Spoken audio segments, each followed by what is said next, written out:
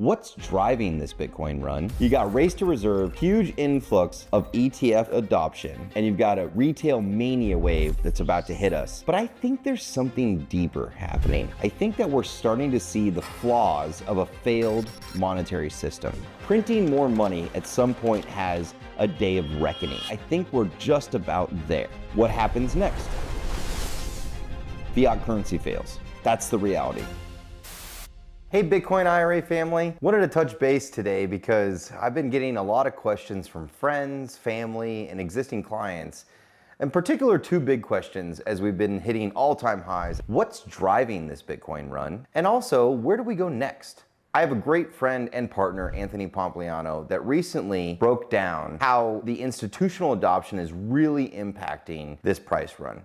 He talked about the ETFs were at $80 billion for BlackRock and over $140 billion for all ETFs. That's a big driver in a scarce asset class. But I think there's something deeper happening. I think that we're starting to see the flaws of a failed monetary system. And in order to understand that, we need to unpack history a little bit.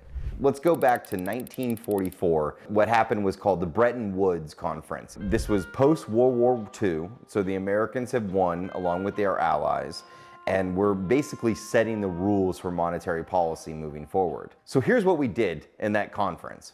First thing we did is we said the US dollar is going to be pinged to gold. Beyond that, every other currency in the world is going to be pinged to the US dollar. So basically this is kind of the victor taking the spoils. We're the champions, we're gonna be pinged to gold, which at that time was the most powerful hard asset class. And now we're gonna tell everybody else you're pinged to us. Awesome, worked for a while, helped reconstruct Europe, helped reconstruct Japan, all these things. Fast forward, 1970-71. This is what's called the Nixon shock. Here's what happened next. If the US dollar is pinged to gold, that means the US Treasury has to have enough gold convertible to the US dollar. We hit a point in our economy that we could not actually fulfill those redemptions. So if France, the United Kingdom, and say the Soviet Union all at the same time said, you know what, we want to convert all of our dollars that we hold, which they held many of them, into gold. You need to give us the gold from Fort Knox or otherwise. And President Nixon realized, well, that's not going to happen. We're going to be stuck in a situation where we cannot give enough gold out for the dollars that are in circulation. So he did what was called the Nixon shock, where we basically took ourselves off the gold standard. So overnight, you could no longer convert your US dollars into a gold unit. This is a big shift in monetary policy. And if you look at any charts since 1970-71 until today, almost everything, whether it's rising cost of eggs, goods, healthcare, higher education, even housing, have just gone up and to the right exponentially more expensive because we took ourselves off of this. So now let's look at where we're at in 2025. We've now had to print the monetary supply exponentially for 4 major occasions in my lifetime. 2001 after the 9/11 attacks, 2008, 2009 after the housing crisis, and then 2020-21 after the COVID crisis. We just passed the largest budget and debt ceiling that's ever been seen in humankind. Printing more money at some point has a day of reckoning.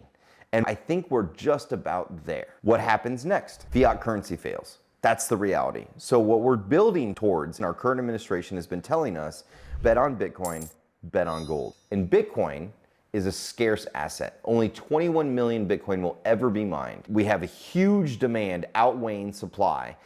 The supply takes time. It's not something that just we turn on the printers and we've got more supply. It's going to take until 2140 for the last Bitcoin to be mined, but the demand increases every single day. ETFs, 80 billion, 140 billion, race to reserve from nation states, corporations adding treasuries, and not to forget retail buyers like you and I adding it to our portfolios. So what's next? That's the second question my friends and family have been asking me. I wouldn't doubt that we'd see somewhere near $180,000 Bitcoin this year. And in fact, I told Yahoo Finance that over 5 months ago in April. That also means price volatility. We can't just discover prices at the rate that we're doing without some pullbacks and some volatility along the way. But here's what's finite, Bitcoin. Here's what's unlimited, the US dollar. the Chinese yuan, the Japanese yen, the Russian ruble. All of these fiat currencies are unlimited, and they've been printing them and they'll continue to print them for many years to come. Bitcoin is finite. And this is why people are betting not just their savings, but also their retirement account on the future of Bitcoin. Scarcity is a reality that we've never dealt with in our lifetime. I was born in 1985. I've never seen this scarcity. I've only seen abundance. The rooster has come home to roost, and here's the reality of the future.